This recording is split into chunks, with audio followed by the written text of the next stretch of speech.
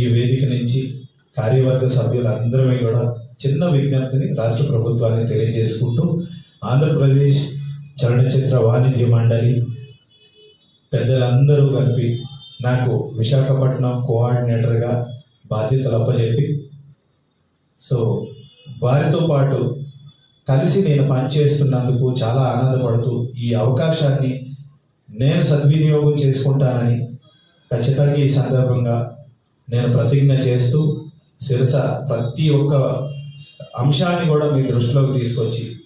అక్కడి నుంచే మీరు ఇచ్చే సలహాలు సూచనల ప్రకారంగా నేను ముందుకు నడుస్తానని ఈ సందర్భంగా తెలియజేస్తూ,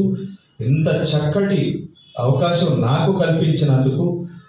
ప్రతి ఒక్కరికి కూడా పేరు పేరున హృదయపూర్వక ధన్యవాదాలు తెలియజేసుకుంటూ, సదా కృతజ్ఞుడై మే వెంకటరెడ్డి.